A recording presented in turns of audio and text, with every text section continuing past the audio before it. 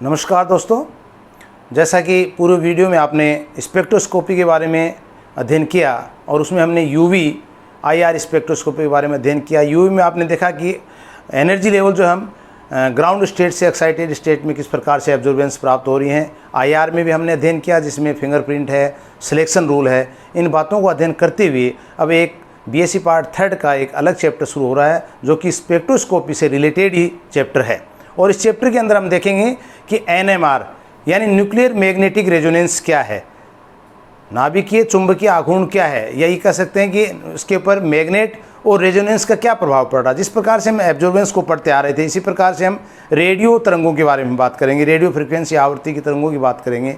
और ये रेडियो तरंगे जो हैं किस प्रकार से एब्जॉर्बेंस करके एनएमआर को शो कर रही हैं। किसी भी कंपाउंड के अंदर उसके प्रोटॉन को हम किस प्रकार से आइडेंटिफाई कर रहे हैं, विशेष करके हम प्रोटॉन एनएमआर भी इसको कह सकते हैं, क्योंकि प्रोटॉन को हमें आइडेंटिफाई करना है। और किस प्रकार से आइडेंटिफाई करना है, डेल्टा और टो का नाम इसमें मान जो है वो किस प्रकार से व्यक्त कर रहा है। इन मानों को देखते हुए आप देखेंगे कि न्यूक्लियर मैग्नेटिक रेजोनेंस जो है, इसमें न्यूक्लियर तो इसलिए क्योंकि हमने अभी देखा कि इलेक्ट्रॉन जो है वो अपने एक्स पे भी घूर्णन करता है। हमने कहा इलेक्ट्रॉन नाभिक के चारों ओर चक्कर लगाता है। नाभिक क्या है, अंदर है, और उसके अंदर क्या है, प्रोटॉन और न्यूट्रॉन है। अब इसके बाहर क्या है, परमाणु का जो आकार है उसके अंदर इलेक्ट्रॉन जो है नाभिक के चारों ओर हम कह रहे हैं चक्कर लगा रहे हैं, लेकिन परमाणु के बाहर जो इलेक्ट्रॉन चक्कर लगा रहे हैं ये अपनी एक्स के ऊपर भी घूम रहे हैं, यानी नाभिक के चारों ओर चक्कर लगा रहे हैं, लेकिन ये अपने एक्सेस के ऊपर भी रोटेट कर रहे हैं। तो एक्स के ऊपर किस प्रकार से रोटेट कर रहे हैं, कैसे घूम रहे हैं, ये एंटी क्लॉकवाइज घूम रहे हैं या क्लॉकवाइज घूम रहे हैं, इसके मान के अंदर हम टोटल एंगुलर मोमेंटम इनका देखते हैं। इसी प्रकार से जिस तरह से इलेक्ट्रॉन का टोटल एंगुलर मोमेंटम का मान जो है वो हाफ का मान हम ज्ञात करते हैं √S+1 की सहायता से। एस क्या है यहाँ पे, स्पिन नंबर। इसी प्रकार से हम पैरेलल में अगर हम चलेंगे तो नाभिक के अंदर भी हम कह रहे हैं, नाभिक भी जो है जिसमें प्रोटॉन न्यूट्रॉन है वो भी अपने एक्स के ऊपर रोटेट कर रही है, एंटी क्लॉकवाइज और क्लॉकवाइज दोनों के अंदर अगर मान देखेंगे तो इसमें वहाँ तो हमारा फिक्स मान था हाफ इलेक्ट्रॉन के अंदर, लेकिन यहाँ पे मान में वेरिएशन हम पाएंगे। हो सकता है फ्रैक्शनल वेरिएशन आ जाए, हो सकता है जीरो मान भी आ जाए। तो ये मान जो आएगा √J+1 या कुछ बुक्स में आपके √I+1 भी H/2π का मान इसमें दे रखा है, H/2π। तो यहाँ पे H/2π मान तो फिक्स मान है, लेकिन जो मान जो आ रहा है J का या इसकी जगह हम I को ले सकते हैं। घूर्णन जो है चुंबकीय आघूर्ण जो है इसके द्वारा इसको हम मान को ज्ञात करते हैं। तो इसी के ऊपर आज हम अध्ययन करेंगे। तो एनएमआर के अंदर हम देख रहे हैं किस प्रकार से हम देखते हैं किसी भी टेक्निक को हम स्पेक्ट्रोस्कोपी के जब यूज़ कर रहे हैं तो हम कर रहे थे एड्जॉर्प्शन और इमिशन। ये दोनों बेस थे हमारे स्पेक्ट्रोस्कोपी के, इसके ऊपर आधारित थी, जिसमें रासायनिक यौगिक की हम आणविक संरचना का अध्ययन कर रहे थे। स्पेक्ट्रम क्या होता है, एक तो होता है स्पेक्ट्रम, और इसका अगर पॉलीमर ले लिया जाए तो बन जाएगा स्पेक्ट्रा। स्पेक्ट्रम और स्पेक्ट्रा, तो पॉलीमराइजेशन ऑफ स्पेक्ट्रम कहलाता है स्पेक्ट्रा। तो ये स्पेक्ट्रा के रूप में हम इसका अध्ययन हम कर रहे हैं। एनएमआर स्पेक्ट्रोस्कोपी में क्या होता है, न्यूक्लियर मैग्नेटिक रेजोनेंस। ये क्या है, न्यूक्लियर, ये मैग्नेटिक, ये है रेजोनेंस। तो नाभिक, चुंबकीय और अनुनाद, तीन चीज़ हम यहाँ पे पढ़ेंगे। नाभिक हमने पहले देख रखा, हमने कहा था ये नाभिक हमारे पास जिसके अंदर क्या है, ये प्रोटॉन है, ये न्यूट्रॉन है, और ये बाहर की ओर इलेक्ट्रॉन इसके क्या कर रहे हैं, चक्कर लगा रहे हैं। और हमने कहा कि इलेक्ट्रॉन भी अपनी एक्स के ऊपर, एक्स एक्सिस के ऊपर क्या कर रहा है, इस प्रकार से रोटेट कर रहा है, अपनी एक्स पे घूर्णन कर रहा है वो। तो अब यहाँ पे बात आ रही है, ये तो इलेक्ट्रॉन की थी, और इलेक्ट्रॉन के लिए हमने क्या था, टोटल एंगुलर मोमेंटम जो था इसका वो था √S+1 H/2π। इसकी बात हम कर रहे, तो ये मान हमने कहा था हाफ का आ रहा है, इसका एक फिक्स मान था। तो ये था इलेक्ट्रॉन के लिए। पर नाभिक के लिए हम क्या करें, जिस तरह से ये नाभिक है और हम इसको इस रूप में ले लें, मान लीजिए यहाँ पे इलेक्ट्रॉन है, 1 2 ये इलेक्ट्रॉन है। तो दोनों इलेक्ट्रॉन की अगर हम पहले बात कर लें, एक बार एक इलेक्ट्रॉन फिर ये दूसरा इलेक्ट्रॉन, तो एक इलेक्ट्रॉन मैंने कहा एक्स एक्सिस पे भी घूर्णन कर रहा है, ये भी एक्स एक्सिस पे घूर्णन कर रहे हैं। तो एक हो सकता है इस प्रकार से क्लॉकवाइज हो, एक एंटी क्लॉकवाइज हो। तो दोनों की स्थितियाँ बन सकती हैं, क्लॉकवाइज एंटी क्लॉकवाइज वास्ते रोटेट कर रहे हैं। अब यहाँ बात आती है नाभिक की। इस नाभिक को भी हम लें तो नाभिक भी अपने एक्सिस के ऊपर रोटेट कर रही है, घूर्णन कर रही है, और उसके मान को भी हम देखें इस प्रकार से, तो ये आ रहा है क्लॉकवाइज और एंटी क्लॉकवाइज, ये भी दोनों रूपों में। लेकिन यहाँ पे जो टोटल एंगुलर मोमेंटम जो इसका आता है वो मान आता है I + 1 h/2π, और इसको हम कह सकते हैं J + 1 h/2π, ये भी कह सकते हैं, दोनों एक ही चीज़ है। तो I या J में हम बात करें तो चुंबकीय आघूर्ण की बात हम यहाँ पे कर रहे हैं। तो ये मान इसका आ रहा है, इसका मान होता फ्रैक्शनल, हाफ, 3/2, 5/2 या 1, 2, 3 एक पूर्णांक में भी। तो ये मान इसके वेरिएशन मान इसके प्राप्त होते हैं। तो हम यहाँ पे पढ़ रहे हैं न्यूक्लियर। तो न्यूक्लियर क्या है, अपने एक्स के ऊपर घूर्णन कर रहा है। अब जैसे ही न्यूक्लियस, जिस तरह से इलेक्ट्रॉन घूर्णन कर रहा है, न्यूक्लियस घूर्णन करेगा, घूर्णन करने के दौरान एक चुंबकीय आघूर्ण प्राप्त होता है। तो मैग्नेट प्राप्त हो गया उसमें बाह्य चुंबक के साथ। अब मैग्नेट प्राप्त होने के पश्चात तीसरी चीज आती है रेजोनेंस। रेजोनेंस जब इसकी रेडियो आवृत्ति जो है वो स्रोत आवृत्ति के अनुसार हम बात करें तो उसकी आवृत्ति समतुल्य हो जाती है, तो उस समय क्या है, रेजोनेंस होना शुरू हो जाता है। तो इसके ऊपर हम देखेंगे। देखिए थोड़ा सा इसको आप नोट भी करना चाहें तो शुरू में बताया है कि एब्जॉर्बेंस और इमिशन, दो बातें हमने यहाँ की। विज्ञान की वह शाखा जिसमें रेडियो आवृत्ति की तरंगों द्वारा दिए गए सैंपल के नाभिक के ऊर्जा स्रोत, कौन सा, एनर्जी लेवल के मध्य संक्रमण का अध्ययन किया जाता है। तो एनर्जी लेवल के मध्य उनके अध्ययन किया जाता है कि लोअर एनर्जी से हाई एनर्जी में जा रहा है या हायर एनर्जी से लोअर एनर्जी में आ रहा है। नाभिक को बाह्य चुंबकीय क्षेत्र में रखकर ऊर्जा स्तर उत्पादित किए जाते हैं, क्योंकि बाह्य चुंबकीय क्षेत्र से लगाएंगे तो उसके पैरेलल में जो ऊर्जा स्तर प्राप्त होंगे उनकी हम बात यहाँ पे कर रहे हैं। इलेक्ट्रॉनों के समान नाभिक में भी क्या अपने एक्स पर घूर्णन करती है, तब बाह्य चुंबकीय क्षेत्र ने एक्सटर्नल इंड्यूस्ड मैग्नेटिक फील्ड की अनुपस्थिति में नाभिक की चक्रण अवस्था स्पिन स्टेट संभ्रांश होती है, डीजनरेट होती है। जिस तरह से आपको ध्यान हो, हमने डी ऑर्बिट एक बार पढ़े थे, उसमें बात चली थी उन वीडियोज़ में, अगर आप देखेंगे तो यहाँ पे डीजनरेट यानी जब उनका विपाटन नहीं हो रहा है। लेकिन जैसे ही लिगेंड इनके पास आ रहा था तो इनका विपाटन होकर के, मैंने कहा था, ये 3 कक्ष और ये 2 कक्ष में विभाजित हो रहे थे, यानी डी कक्ष का जो विपाटन हो रहा था। इसी प्रकार से हम कह रहे हैं यहाँ पे क्या होता है, जब एक्सटर्नल इंड्यूस्ड मैग्नेटिक अनुपस्थित कर दिया, बाह्य चुंबकीय क्षेत्र अगर हम नहीं लगाएं तो जो स्पिन स्टेट जो इसकी है, स्पिन स्टेट, उसको क्या है, मैग्नेटिक फील्ड लगाने पर क्या हो जाए, ऊर्जा स्तर जो है वो नाभिक ऊर्जा स्तर जब समान है। तो ये एक तरह से समान है जब बाह्य चुंबकीय क्षेत्र नहीं लगाया जा रहा है। जैसे ही बाह्य चुंबकीय क्षेत्र लगाएंगे तब इसके अंदर क्या होगा, स्प्लिटिंग हो जाएगी एनर्जी में और अल्फा बीटा के रूप में। तो क्या होगा, नाभिकीय ऊर्जा स्तर समान होते हैं। कब, इसको बोलते हैं डीजनरेट अवस्था। ठीक है, तो एक्सटर्नल मैग्नेटिक फील्ड लगाने पर नाभिकीय ऊर्जा स्तर विपाटित। अब एक्सटर्नल बाह्य चुंबकीय क्षेत्र जब हमने लगाया इसके ऊपर तो उसमें क्या हुआ, ऊर्जा का विपाटन, यानी जो क्षेत्र में था स्प्लिटिंग होना शुरू हो गई। इन्हें हमने अल्फा और बीटा जीमोन के नाम से जानते हैं। तो इलेक्ट्रॉनिक मैग्नेटिक रेडिएशन विद्युत चुंबकीय विकिरणों में क्या हुआ कि तरंगों का स्रोत द्वारा रेडियो आवृत्ति के तुल्य तरंगों को नाभिक पर आपतित किया जाता है। कौन सी रेडियो आवृत्ति, जिसमें हमने एनएमआर ज्ञात कर रहे हैं, उनको नाभिक पर आपतित किया जाता है। तो नाभिक का अल्फा जीमोन स्तर से बीटा जीमोन स्तर, लोअर एनर्जी से हायर एनर्जी, जिसको लोअर एनर्जी हमने कहा अल्फा जीमोन मान लीजिए, और हायर एनर्जी को हमने कहा बीटा जीमोन स्तर में संक्रमण संपन्न होता है, एक ट्रांजिशन शुरू हो जाता है। अर्थात नाभिक बाह्य चुंबकीय क्षेत्र की उपस्थिति में अनुनाद की अवस्था में आ जाएगी। तो पहले हमने न्यूक्लियस के बारे में पढ़ा, न्यूक्लियस अपने अक्ष पे घूर्णन कर रहा है, फिर अक्ष पे घूर्णन करते करते मैग्नेट उसमें उपस्थित हो रहा है। मैग्नेट के बाद हमने कहा अनुनाद। अनुनाद कब हो रहा है, जब बाह्य चुंबकीय क्षेत्र की उपस्थिति में अनुनाद की अवस्था में आ जाता है। तो एनएमआर अवशोषण संकेताक हमें पीक समय प्राप्त हो जाती है। नाभिक को अनुनाद अवस्था यानी रेजोनेंस स्टेट में लाने के लिए जरूरी है, एक संभव है, कैसे हो सकती है कि नाभिक की घूर्णन आवृत्ति फ्रीक्वेशनल फ्रीक्वेंसी स्रोत द्वारा आपतित रेडियो आवृत्ति के समतुल्य होनी आवश्यक है। तो ये एक संभावना क्या, किस प्रकार की अवशोषण संकेत प्राप्त हो कि नाभिक को जब अनुनाद अवस्था में लाएं, रेजोनेटिक अवस्था में जब लाएंगे तो उसके लिए जरूरी है कि घूर्णन आवृत्ति किसकी, नाभिक की, और स्रोत आवृत्ति जो हम उसको रेडिएशन दे रहे हैं एएमआर, वो जो है वो समतुल्य होनी चाहिए। ये भी 2 प्रकार की होती हैं।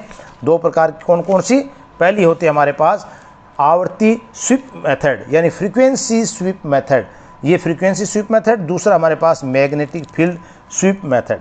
फ्रीक्वेंसी स्वीप मेथड में क्या होता है कि बाह्य आरोपित चुंबकीय क्षेत्र H0 जो कहते हैं का मान स्थिर रखा जाए। तो यहाँ पे हम वही बात है कि इसके बाह्य चुंबकीय क्षेत्र का मान क्या रख रहे हैं, 0 रख रहे हैं। तो नाभिक की घूर्णन आवृत्ति क्या हो जाएगी, एक निश्चित हो जाएगी, जिसमें डीजनरेट वाली बात आई थी वो अवस्था हो जाएगी, यानी न्यू प्रोपोर्शनल टू H0। तो H0 को हमने क्या कर दिया, 0 कर दिया। तो अतः ऐसी स्थिति में क्या हो गया, नाभिक के अनुनाद की अवस्था में लाने के लिए स्रोत की आवृत्ति में, अब स्रोत की यानी जो हमने रेडिएशन दी है उनकी आवृत्ति में तब तक परिवर्तन करेंगे जब तक कि नाभिक की घूर्णन आवृत्ति के समतुल्य नहीं हो जाए। तो दो चीज़ें देखिए, एक तो हमने स्रोत की बात की जहाँ से रेडियो फ्रीक्वेंसी की आवृत्ति हमने प्राप्त कर रहे हैं, तो यहाँ पे हमने बाह्य चुंबकीय क्षेत्र का मान क्या कर दिया, स्थिर कर दिया।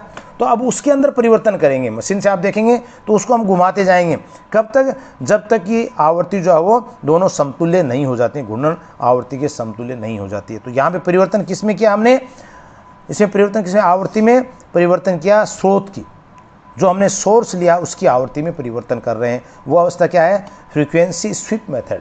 दूसरा हमारे पास है मैग्नेटिक फील्ड स्वीप मेथड, चुंबकीय क्षेत्र स्वीप विधि। इसमें क्या होता है, यदि स्रोत की आवृत्ति स्थिर रखी जाए, वहाँ पे हमने बाह्य चुंबकीय क्षेत्र की आवृत्ति को स्थिर रख दिया, यहाँ पे हम क्या कर रहे हैं, स्रोत की आवृत्ति को स्थिर रखते हैं।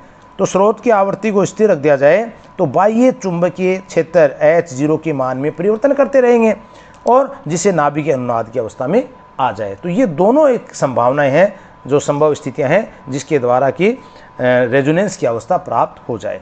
अब देखिए इसको जो व्याख्या की थी EM परसेल और फेलिक्स ब्लोच है, जो 1946 के अंदर NMR के ऊपर स्टडी की उन्होंने क्या बताया फिर कि नाभिक द्वारा प्रबल चुंबकीय क्षेत्र विद्युत चुंबकीय विकिरणों इलेक्ट्रॉनिक मैग्नेटिक रेडिएशन के अवशोषण के परिणाम स्वरूप नाभिकीय चुंबकीय आघूर्ण को चक्रण अवस्था में परिवर्तन के अध्ययन को हमने क्या कहा, नाभिकीय चुंबकीय अनुनाद स्पेक्ट्रोस्कोपी NMR। NMR दो प्रकार से हमारे पास, प्रोटॉन MR और कार्बन MR। प्रोटॉन NMR हो जाए और कार्बन, तो यहाँ पे हम क्या कर रहे हैं, प्रोटॉन की बात हम कर सकते हैं और यहाँ पे हम कार्बन की बात करेंगे, जिसके अंदर की NMR की हम बात करेंगे। इसमें आता है, देखिए स्पेक्ट्रोस्कोपी से प्राप्त स्पेक्ट्रा को निम्न 3 कारकों द्वारा हम व्यक्त कर सकते हैं।